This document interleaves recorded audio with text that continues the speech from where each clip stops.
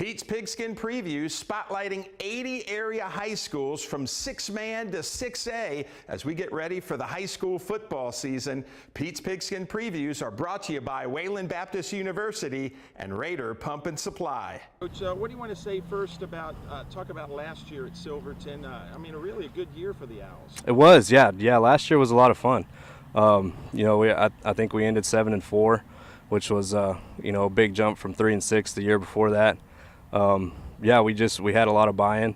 I mean, it's a really crazy thing to watch what happens whenever a community gets into it with you. I mean, we went from having 10 or 12 people in the stands at home games, and then packed house, watching people show up at 9 a.m. to get their parking spots for a 7:30 kick. So it's just excellent, man. The town people around there are getting after it. They're painting windows. They're painting. The cheerleaders and the cheer sponsors are getting after it with the pep rallies and stuff. I mean, so it's just an all-around great atmosphere.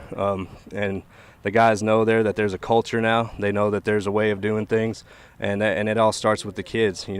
I could be Bear Bryant or I could be Nick Saban up here, and it wouldn't make a hill of beans if we didn't have the kids that would buy in and that care so much about football and about the town that they just do what they do, and they know that that's the right thing to do.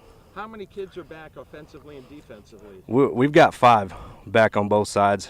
Cooper was the only starter that we lost, and although that's a big one, that's a real big one, not just physically, but emotionally and mentally, he just led the charge. But we got some guys back. Sawyer Francis coming back, Carlos Alanis coming back, Zayden Ortiz, Jace Alvarado, Andrew Walton. I mean, those guys are coming back, and they got lots of experience. Andrew's he's going to be a 4-year starter.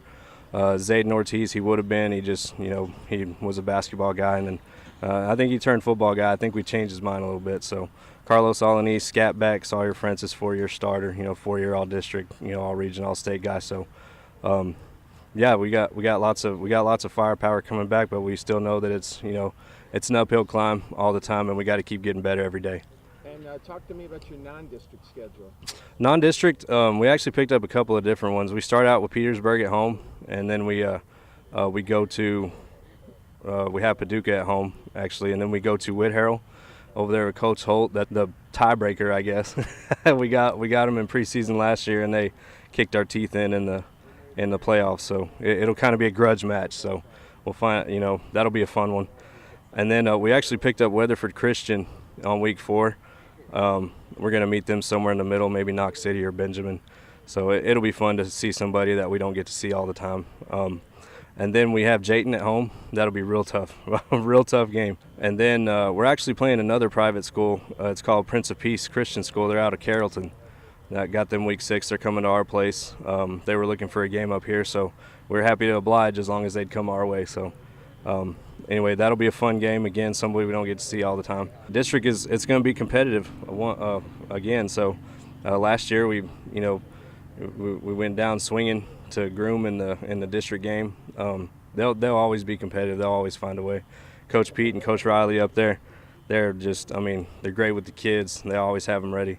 But we'll start out with LaFours, week 7, I believe that is. Week 7, LaFours will have them at home, and then week 8 we'll go to Groom, have Groom at their place, and then right there the next week we'll have Darzette. I think we're going to meet them in Groom this year. We met them in LaFours last year, but I think we're going to meet them in Groom. And then we have a bye week, and then we'll finish off going to Headley. So hopefully we can, hopefully we'll have a. It's going to be competitive, man. There's always those teams that nobody thinks of, but then they surprise the heck out of you. So we're going to do our best not to get surprised and do our best going after that gold ball. And what are the goals for this year? Oh, definitely gold ball. I mean, last year to get so close and to not come away with it, that's fuel for our kids. They their hearts hurt for about 2 hours, and then they were hungry again. And that's what the rallying cry is going to be this year. It's going to be gold ball. It's you don't want to say gold ball or bust. But it's definitely on their minds. And last year, like I say, kind of sour taste. So we're going to come in humble and hungry, and we're going to just work to get better every single day. And that's what you have to do to earn that gold ball at the end of the season.